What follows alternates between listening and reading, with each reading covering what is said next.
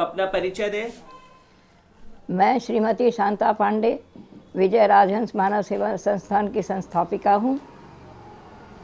आप आज किस विषय पर आप बात करना चाहती हैं? आज मैं अपने देश, अपने प्यारे वतन हिंदुस्तान के बारे में बात करना चाहती हूँ। हमारे देश की रचना ईश्वर ने बड़े ही सुंदर ढंग से किया है। उत्तर में गिरिराज हिमालय, दक्षिण में हिंद महासागर, पूर्व में अरब सागर और पश्चिम में बंगाल की खाड़ी है। हमारा देश सब तरफ से सुरक्षित है। हमारा देश बहुभाषी देश है। यहाँ सारे भाषा के, सारे धर्म के लोग रहते हैं, मिलजुल कर रहते हैं, एक दूसरे के सुख दुख में साथ रहते हैं। हमारे देश की संस्कृति जैसी कहीं की संस्कृति नहीं है।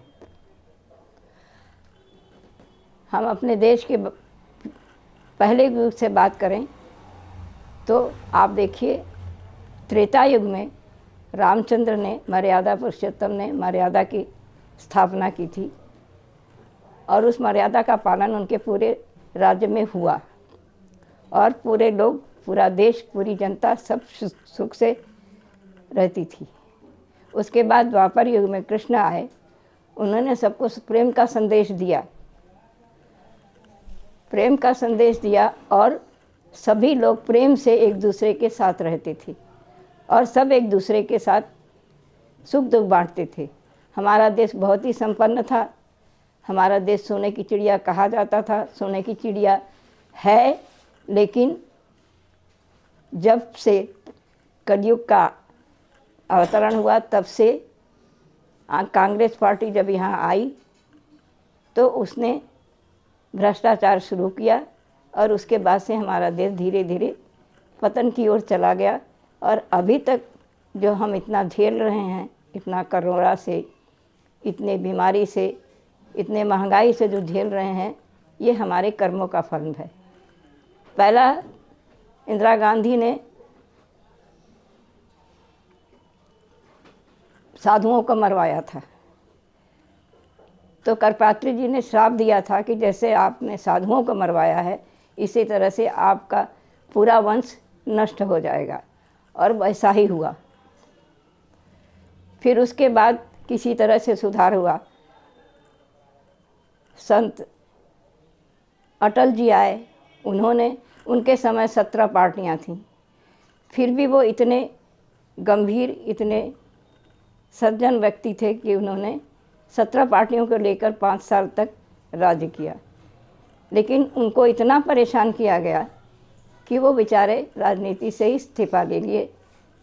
एक तो उनका स्वास्थ्य नहीं साथ दे रहा था, दूसरे वातावरण ही उनके लायक था नहीं। उसके बाद फिर भी भारत का सौभाग्य था कि लाल बहादुर शास्त्री जैसा प्रधानमंत्री मिला, जिन्होंने पहले ही ये नारा लगाया, जय जवान जय किसान। ये हमारा देश 2 स्तंभों से के ऊपर ही टिका है। एक तो किसान, जिससे कि लोगों की भूख मिटती है। दूसरा जवान, जो सरहद पर अपनी जान देकर हमारे देश की रक्षा करता है। ये 2 स्तंभ को हमें मजबूत करना चाहिए, इनकी मदद करना चाहिए, इनकी सराहना करनी चाहिए। लेकिन हमारा देश के राजनेता इतने स्वार्थी, इतने लोभी, इतने पापी हैं कि अभी भी वो पाप करते ही जा रहे हैं। अभी भी साधुओं को पीट पीट कर मरवा दिया कांग्रेसियों ने, और उसका भुगतान पूरी जनता भुगत रही है। ये कोरोना आया, महामारी आई, दूसरे देश जो है युद्ध की तैयारी में लग गए, तो सारी विपत्तियां उनके पाप के कारण हैं। इसी तरह से अगर वो साधु संतों को मारते रहे और ऐसी गंदी राजनीति करते रहे तो वो तो नष्ट होंगे ही, देश को भी नष्ट करेंगे। लेकिन नरेंद्र मोदी जैसे महात्मा मिले हैं इस देश को संत के रूप में, और आदित्यनाथ जी के रूप में मुख्यमंत्री मिले हैं, जो कि प्रयास कर रहे हैं कि देश हमारा फिर से वही हो जाए जैसा था।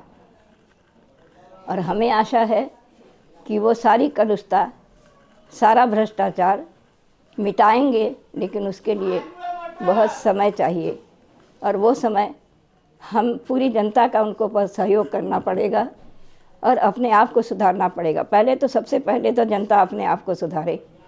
स्वार्थ, लोभ, एक दूसरे के प्रति ईर्ष्या, ये सब जब तक नहीं त्यागती, लोग नहीं त्यागेंगे, तब तक वो सुखी होंगे नहीं, न वो सुखी होंगे न देश सुखी होगा। जनता से ही देश है और जनता ही जब इस प्रकार की है तो न वो खुद सुखी रहेगी न देश को सुखी कर पाएगी। तो हम तो यही कहेंगे कि पहले सबसे अपने आप को, भारत के हर इंसान को, हर नर नारी को अपने आप को सुधारना पड़ेगा।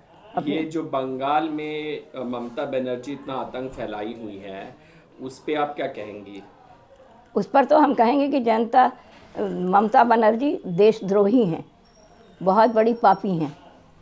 उनके पाप से तो वो बंगाल ही नष्ट हो जाएगा, वो खुद ही बंगाल की खाड़ी में डूब जाएगा। वो भी डूबेंगे और देश को भी लेके डूबेंगे एक हिस्सा। और जो उनका तानाशाही रवैया है, वो क्या ये देश हित के लिए है? तानाशाही तो कभी देश के लिए हित था ही नहीं, न था न होगा। तानाशाही कभी किसी के लिए लाभप्रद होता है? जो होगा।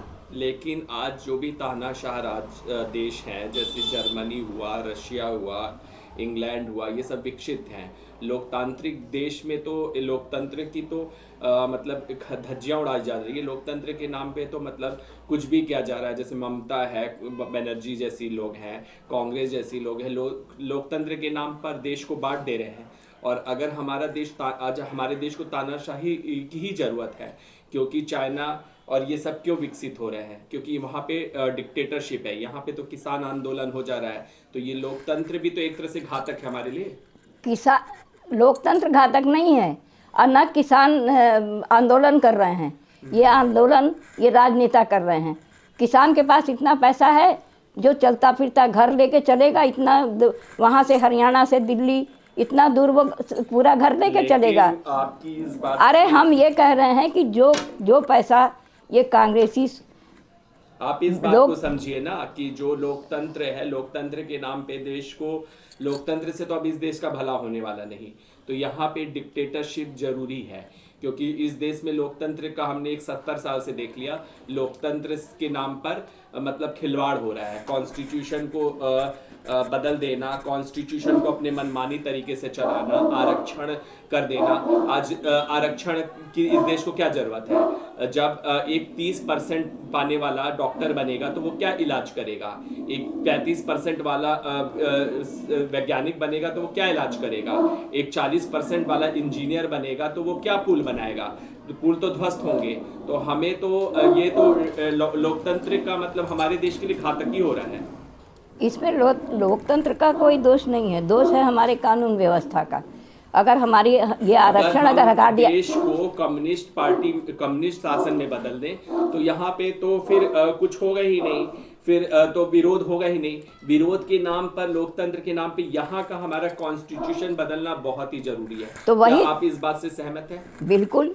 यहाँ का कानून व्यवस्था ही बदलनी पड़ेगी। बिना कानून व्यवस्था बदले कुछ भी नहीं, कॉन्स्टिट्यूशन बदलना पड़ेगा। हाँ। कानून व्यवस्था तो जो जब हमारे कानून का कॉन्स्टिट्यूशन को तो तोड़ मरोड़ दिया जाता है, तोड़ मरोड़ के कॉन्स्टिट्यूशन तो नेता अपने अनुसार, इच्छा अनुसार बनाए जाते हैं। और यहाँ की न्याय प्रणाली में भी यहाँ पे 2 पुस्त लग जाती है न्याय व्यवस्था में। अगर आदमी अपने इंसाफ मांगता जाता है, अगर एक किसी पोते का, एक किसी बाप का बेटे का खून हुआ, तो वो तो उसके पता चला कि वो 80 साल का हो गया, वो परपोता भी हो गया, उसको मतलब न्याय ही नहीं मिला। तो ये चीज तो होनी नहीं चाहिए ना इस देश में। तो ये तो कौन बनाएगा? कानून ही तो इसको, कानून न्याय तो कानून ही देगा। कॉन्स्टिट्यूशन चेंज होना चाहिए। हाँ, तो कॉन्स्टिट्यूशन चेंज होना चाहिए, मतलब होना चाहिए। आप इतिहास देख लीजिए, आप उठा के देखिए, चाइना, जर्मनी, रशिया, इंग्लैंड, आज ये देश क्यों विकसित है? क्योंकि यहाँ पे तानाशाही हुआ। तो इस देश को भी अब वो समय आ गया कि तानाशाही की जरूरत है। यहाँ पे अमित शाह जैसे नेता और जो कि तानाशाही रवैया अपनाएंगे, तभी देश हमारा विकसित होगा। इस पे आप क्या कहेंगी? बिल्कुल ठीक है, तानाशाही राज्य हो जाए तो सभी सुधर जाएंगे, कोई अपनी मनमानी नहीं कर पाएगा। तानाशाही जिस दिन होने लगेगा उस दिन सब सुधर जाएंगे। जितने भी लोग हैं, हम क्यों ये जो इतना कुकर्म होता है, इस कुकर्म की सज़ा अगर मृत्यु दंड देना शुरू कर दें तो ये एक दिन में ख़त्म हो जाएगा। और क्योंकि यहाँ पे पुलिस, जैसे अगर आपने जैसे कहा न्याय प्रणाली, तो न्याय प्रणाली में तो पुलिस है, पुलिस अपने को न्याय से ज़्यादा वही पहले कर लेती है, पहले वही सोचती है कि हम निपटारा कर दें। तो वो तो अपने को जज से भी ज़्यादा सुपीरियर समझते हैं पुलिस वाले, तो वो न्याय मतलब वो तो न्याय की भी धज्जियाँ उड़ा देते हैं। तो ये इस देश में ये सब चीज़ बदलनी चाहिए ना। बिल्कुल बदलनी चाहिए। तो ये तो पुलिस विभाग का काम है, देश का काम है।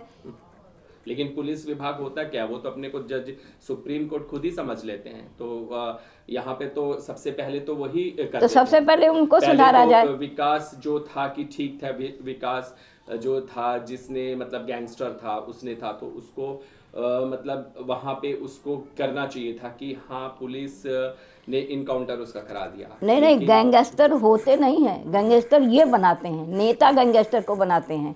नहीं तो गैंगस्टर कोई अपने आप नहीं हो जाता, उनकी सुरक्षा करता कौन है? नेता करते हैं अपनी रोटी सेकने के लिए।